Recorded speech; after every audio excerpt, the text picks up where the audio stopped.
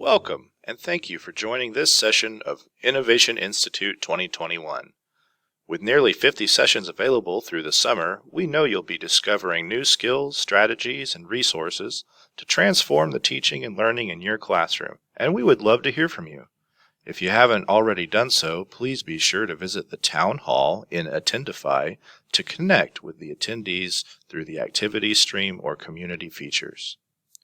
If you would like a certificate of attendance for attending this session, you will find the request form linked at the end of the session description in Attendify. Thank you, and enjoy this session from one of our amazing Innovation Institute presenters. All right, fantastic. So thank you everyone for joining me. This is in 30 minutes. I'm going to make this interactive. I'm determined. So hopefully everyone here has something to write with: a piece of paper, a pen, a marker, an iPad. It doesn't matter. I do want you to do some drawing today, and I do want you to share out what you create. So please take a moment to go find something to write with as I kind of get going in this presentation. So drawing as a thinking process. So kind of my overarching goal for these sessions is really just this. If I can get you to change your mind and have a different mindset on how you use drawing, then my job is done. Like that is what my goal is. That is what I hope. I want us to stop thinking about drawing as an artistic process, but more of a way to think and a way to process information and to communicate information to others. That's really what I want to show you why or how I use drawing with students and with teachers. Oops. Okay. So usually I'd ask you if you're here in person who's willing to draw, but everybody has their cameras off. So I'm going to assume everybody is raising their hand and are willing to draw. Thank you, Sadie. You are my hype man right now. So because I really hope you are. I hope you're willing to draw, and I make you comfortable with drawing today. So this is where it's going to be participatory, and you are going to introduce me using just this drawing that I have. So in the chat, if you could tell me about me, and I actually have the chat in the wrong window, so I'm going to move it over real quick. What can you tell me about me based on just that drawing?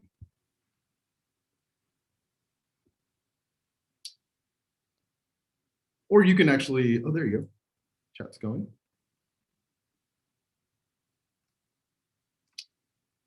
Pam is willing to draw. Anybody else? What can you tell me about me?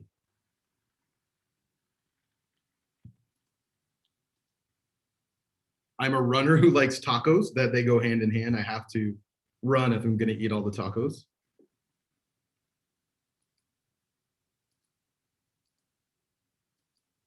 I'm a father. I'm a dad. I have two sons. I have a 9-year-old, 12-year-old.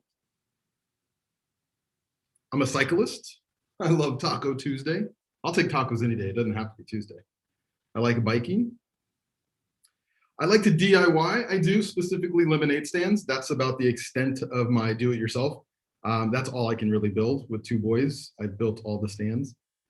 I've been teaching 17 years. So yeah, this is my 18th year in education. And I'm originally from Texas, but no longer live there. Any guesses as to where I live now? I do like golf.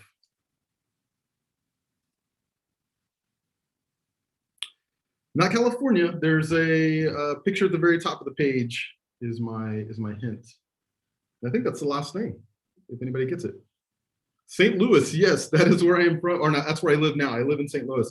Now I show you this not because I want to show off my artistic skills, but I show you this because I'm communicating to you using only drawing. I'm not using many words, or there are some words, but this is kind of the power of drawing and how quickly you can learn about someone or something just using drawings. And I'm hoping I get you to that point where you're comfortable enough to share something like this. These are for the most part, pretty simple drawings or pretty quick drawings. And I'm going to show you that, how you can work towards getting to that place. And I do like to take pictures. Somebody put selfies, but I specifically like to take pictures of student work and teacher work, and I like to show that. So if I was there in person, I would take pictures of all your drawings, unfortunately. So here's an example of a speech pathologist that I know who took this example and worked with her kids on it. She's like, this is a great way for my kids to talk about themselves. She's like, she's a speech language pathologist. Her kids have a hard time kind of just communicating kind of what they're thinking, what's on their mind, who they are. And so she used these drawings to help do that. And then she could actually have them present with these, and they would actually use these as kind of their prompts when they would go and present or talk, and then kids could look at these and maybe ask questions. And so dialogue happens and there's some communication. So again, nothing super, super detailed, but she said her kids really, really liked it. So in drawing, I've been drawing my entire life. And so I definitely have a love for it. But as I've been in education, I've tried to find ways in where it can exist and be beneficial to students and to teachers. And I've kind of over the years found that it kind of falls into really three kind of categories with drawing. There's sketchnoting, there's design, and then there's just the kids who doodle for focusing. And all three of those are really kind of, they exist in education, at least in my experience. There are probably some other ways it does, but these are the three ways that I'm going to kind of talk about. Well, at least two ways: sketchnoting and design.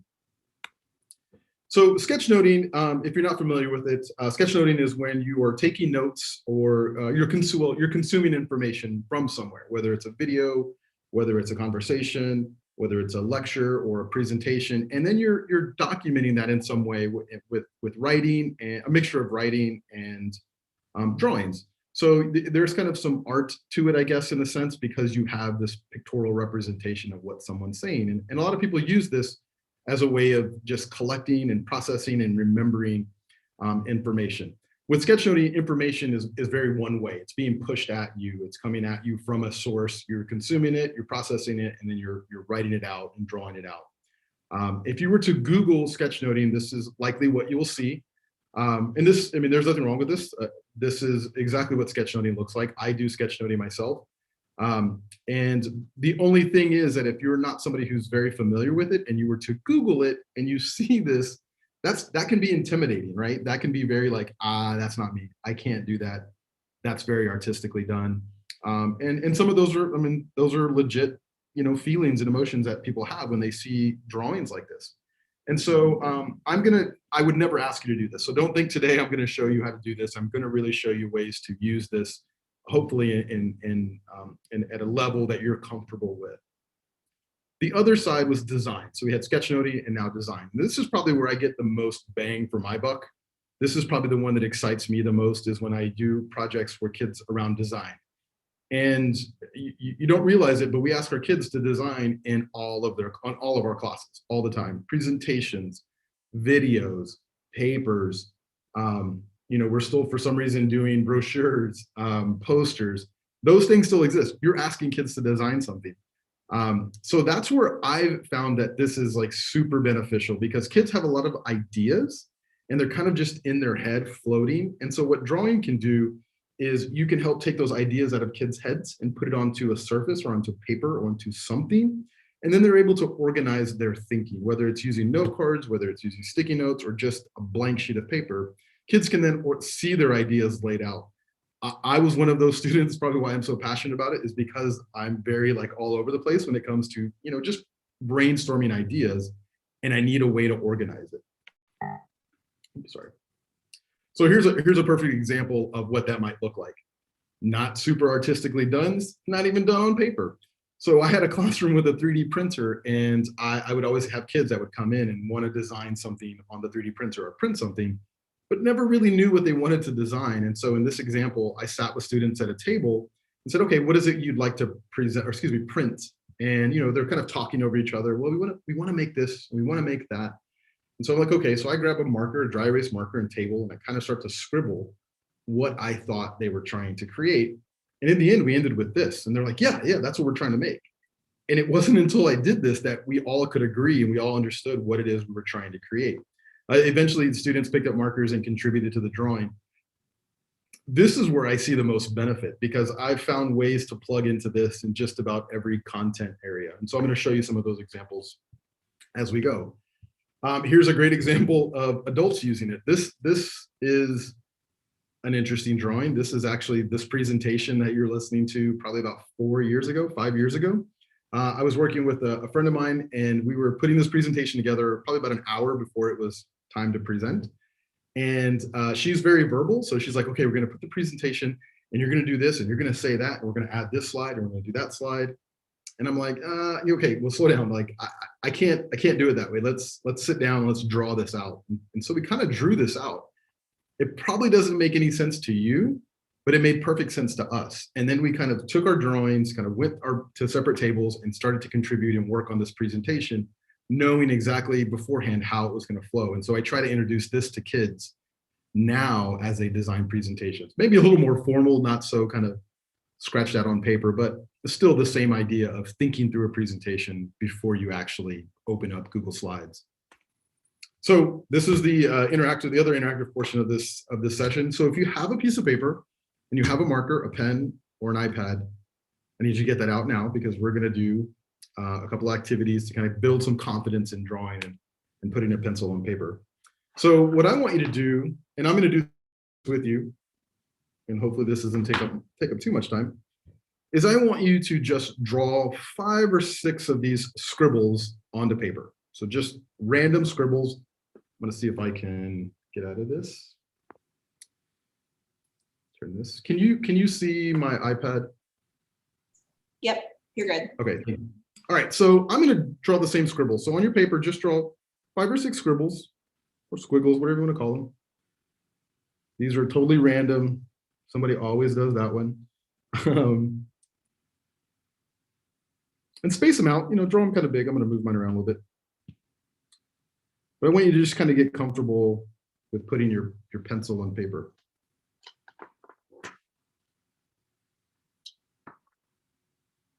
All right. 20 more seconds.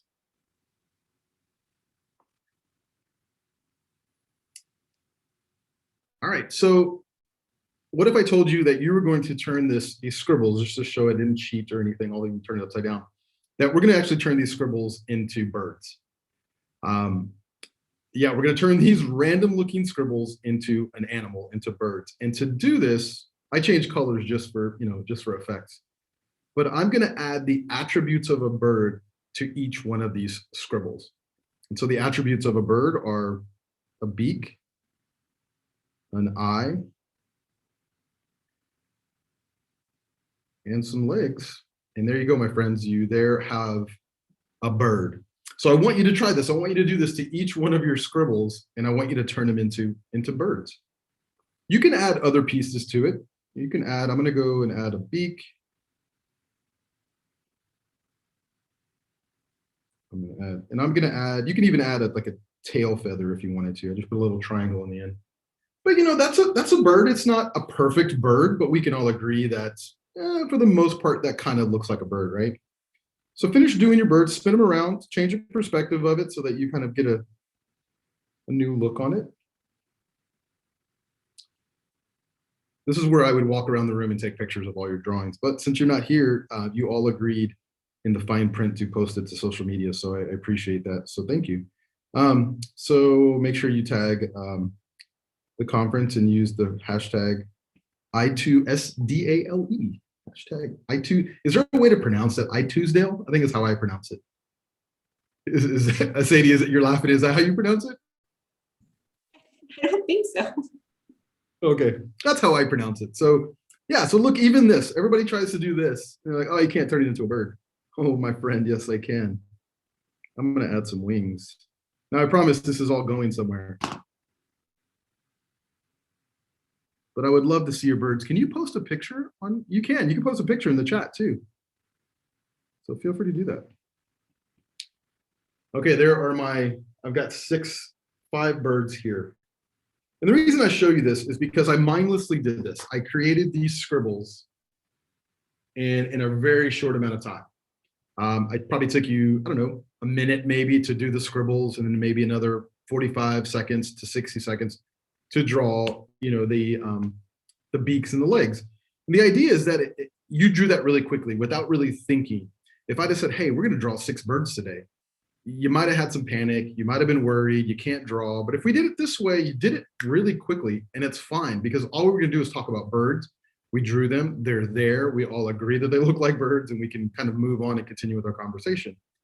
I want you to think about drawing that way. I want you to think that drawing is supposed to be simplistic and not very detailed unless it needs it. So here's another example of an animal. This is, I would like to think we can all agree that this is a dog. It's a pretty simple dog, but we could agree that it's a dog. But it's made up of pretty simple shapes, right? It's made up of a large rectangle, circle, some lines, and a couple of blobs for ears. Oh, there you go, Paula. Look at that. Paula posted. You get bonus points now. You posted in the chat. Thank you, Paula. So yeah, this is a dog. It's pretty simple, but we can agree and we can kind of talk about dogs and we can kind of move on. Again, that's what I want you to think about. This is something that was introduced to me a few years ago by Dave Gray. I say it was introduced. I read it in a book from Dave Gray. And he said that anything could be drawn for the purposes of communicating using a visual alphabet like this. Very much like words. Words are made up of letters. Letters spell out words. Drawings are just simple shapes when you break it down. And when you combine enough shapes, you end up with a larger image or a larger picture.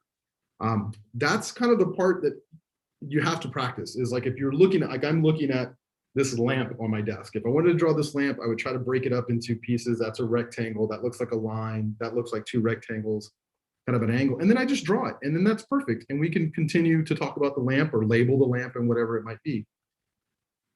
But this is really all you need in order to draw, is to be able to draw these simple shapes, or these glyphs, I guess you could say. Because then you could actually turn all of those into things like this. These are, again, all pretty simple, relatively speaking, things. They're all made up of the same shapes. Oh, thank you, Pam. I see another set of birds. Look at those birds. Okay, so yeah, these are all pretty simple images that I just used the shapes that you saw on the other screen.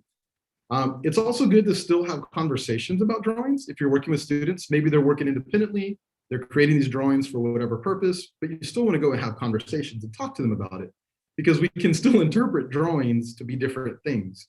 You know, the one that it comes to mind all the time with this is under the speech bubble, hello. That is supposed to be a fence, but I've had people say it's a fence. I've had people say it's a xylophone. I've had people say it's a bridge. I've had railroad tracks. I've had everything. So it's still okay to use words. It's still okay to label things, but you get a better understanding of what people are trying to communicate when you use images. If you look at my cow looks just like my dog. I just changed the head out. I mean, it doesn't need to be complicated. One of my favorite ones in this drawing is the two people, looks like they're shaking hands. I was working with a business class and they were talking about an agreement, and that's how they represented an agreement. I thought that was pretty clever, as well as the speech bubbles to the far lower left, where it overlaps. It's like a Venn diagram. That's where they agreed. Thought that was really clever for some students. Please feel free to ask questions as I go. I know I spent a lot of time. I also changed a little bit about how I sketch people. So I used to sketch people when I would work with the kids really quickly. I would sketch, you know, the standard stick man, right? That's kind of where we all start. We start with the body, the stick. But what I found is that I couldn't put clothes on them. I couldn't, you know, add things or add details because there was no space, or that line got in the way. And so I started drawing people like this. I would just use a circle and then kind of an open-ended rectangle, and then lines and little circles for feet. Kind of stay with that, especially when I'm working with students to draw. Thank you, Shelly. Can draw. Okay, so yeah, so I stuck with this kind of figure, and I still use this figure now.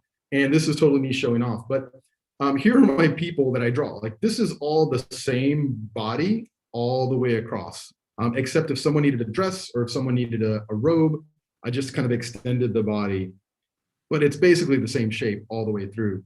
But what it did was it allowed me to add details inside of their shirts or inside of their clothing. So then I could, you know, separate the two, or I could have differences into. This is great when I work in ELA classes, when we're talking, we're reading stories and we may be creating story maps. This is a great way to draw people.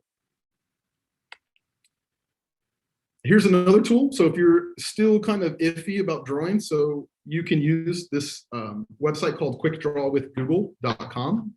It's a website that gives you a prompt, and you try to draw as quickly as you can the items that are whatever the prompt says. So on the left-hand side, the picture, I had to draw a cactus, a short monster, a snail, a mushroom. And what the website does is out loud tries to guess what you're drawing. It'll tell you like, you're drawing this, you're drawing this, you're drawing, oh, I know what you're drawing. You're drawing a cactus.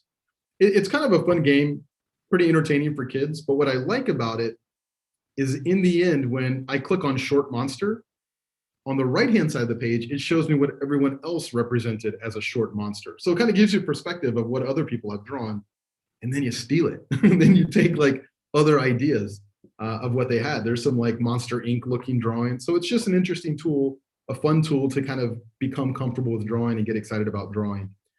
You can do it on the iPad. I used a computer, so you'll have to use a mouse. So if you use a Chromebook, you'll have to use a mouse. But it does work on an iPad as well.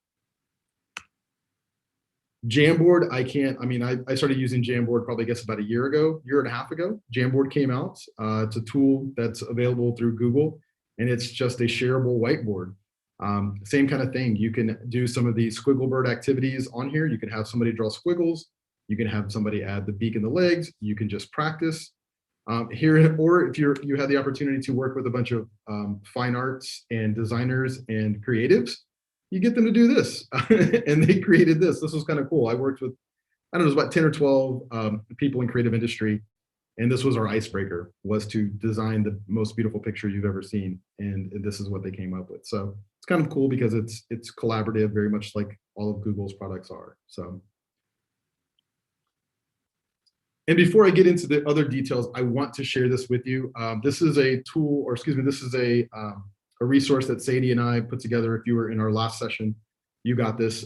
It's a blog series as well as a guide on visual thinking.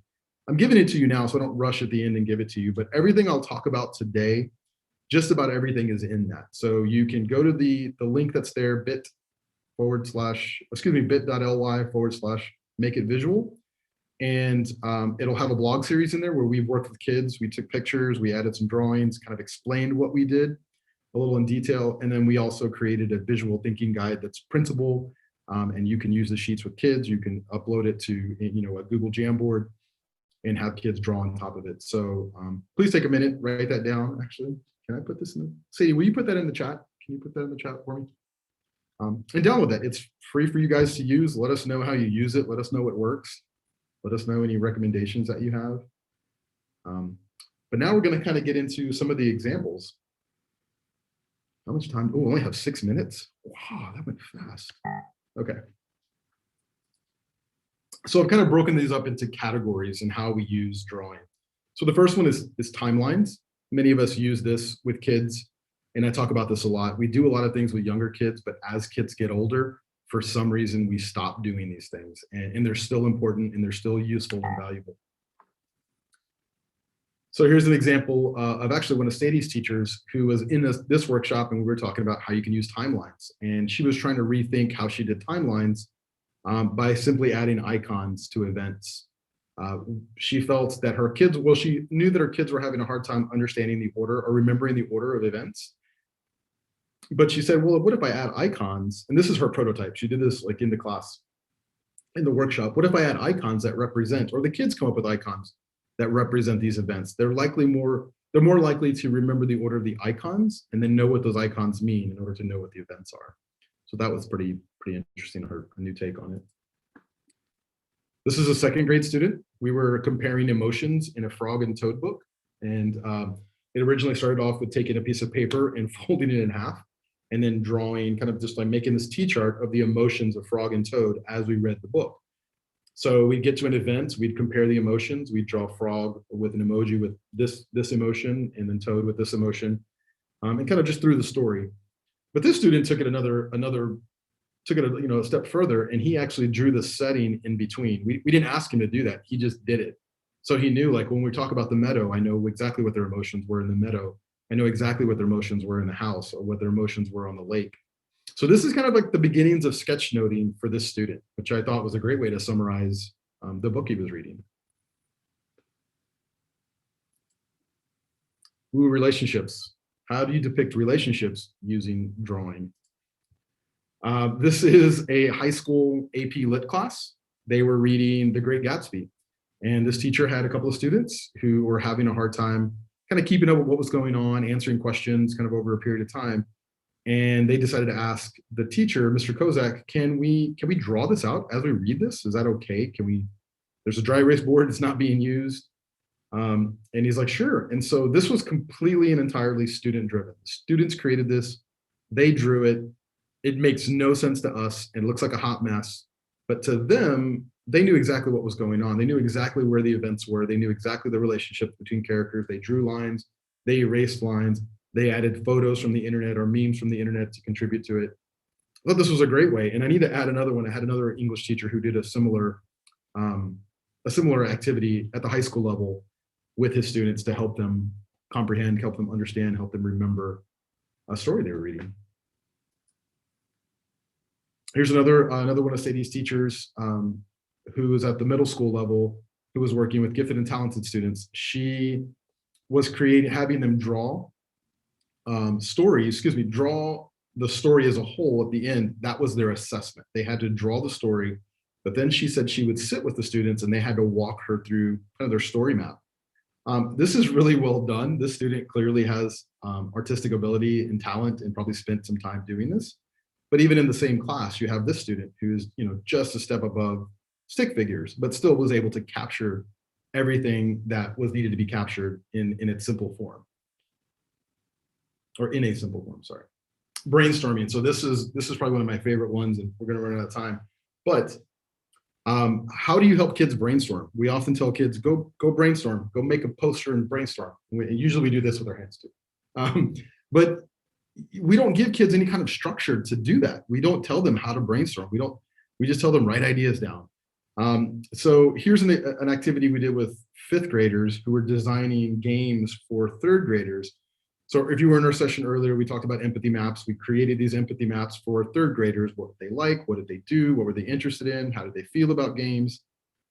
And then those students, those 5th graders, took that information and they were going to brainstorm potential cardboard games. They were making a cardboard arcade.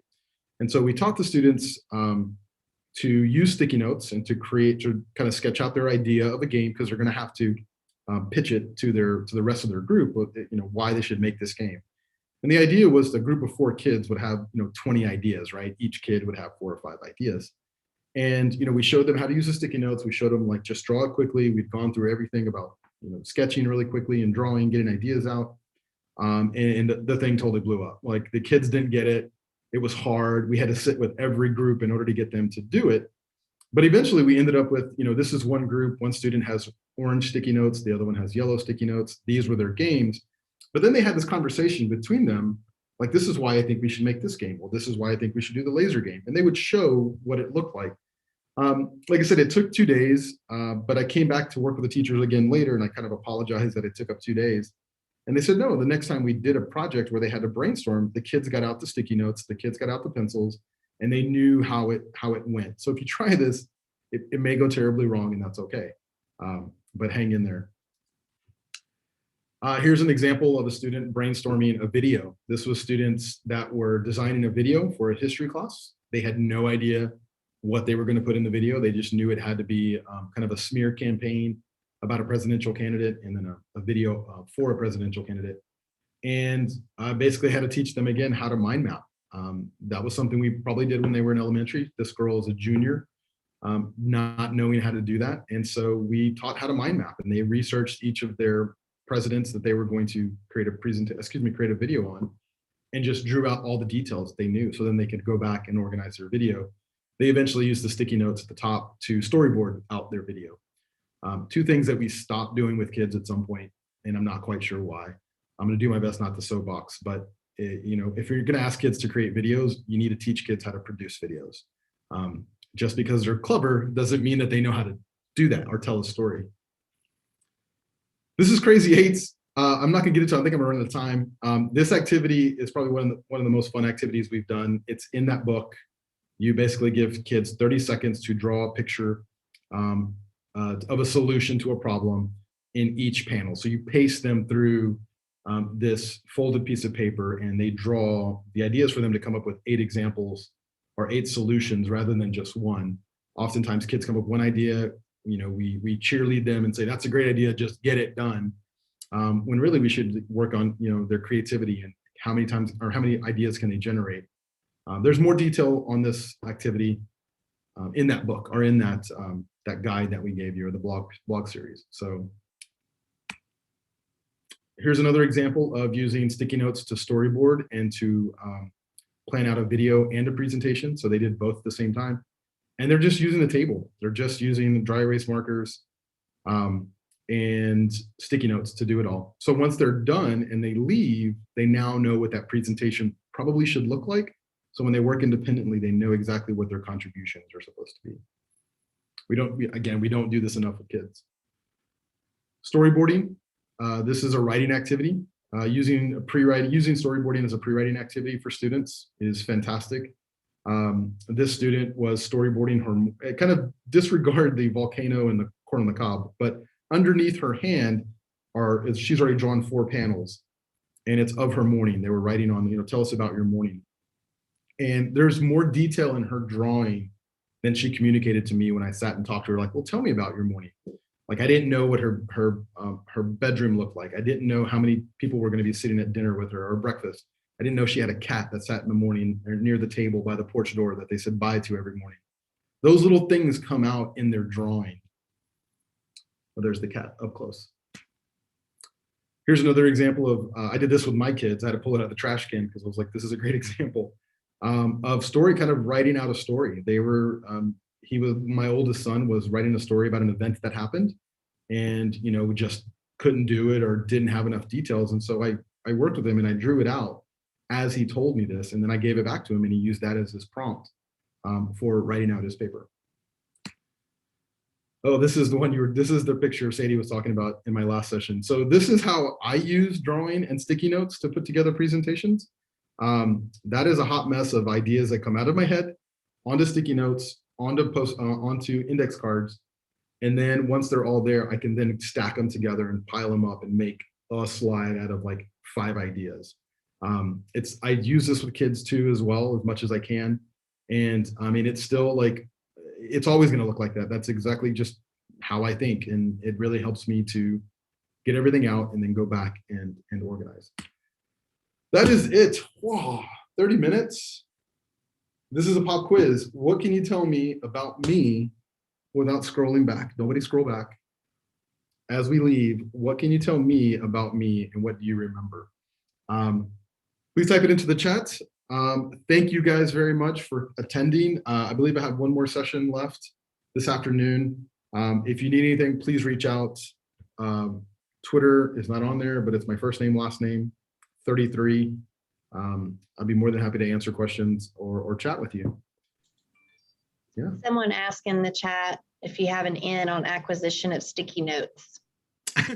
I just asked my boss. That's it. I wish. I do like Bob Ross, Martha. Martha said, do you like Bob Ross? I do. I went as Bob Ross last Halloween, I think. Was it year before last? There was no Halloween this time. I do not have an in though. I just asked my boss. And then just go to a teacher's closet. We hoard stuff all the time, right? So yeah. Thank you.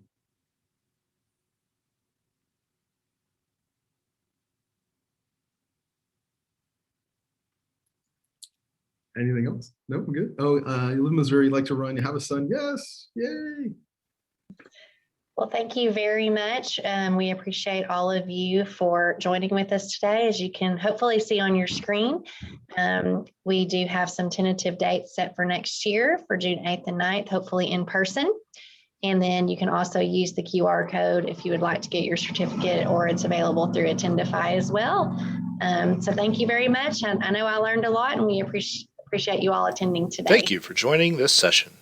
To request a certificate of attendance, you can access the link at the bottom of the session description, scan the QR code here, or go to bit.ly/I2 certificate. Bit.ly shorteners are case sensitive, so please be sure to use all uppercase letters.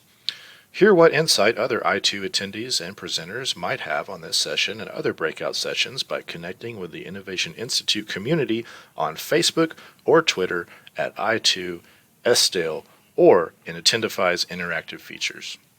And don't forget to mark your calendar for June 8th and 9th to join us for I2 2022. Thank you.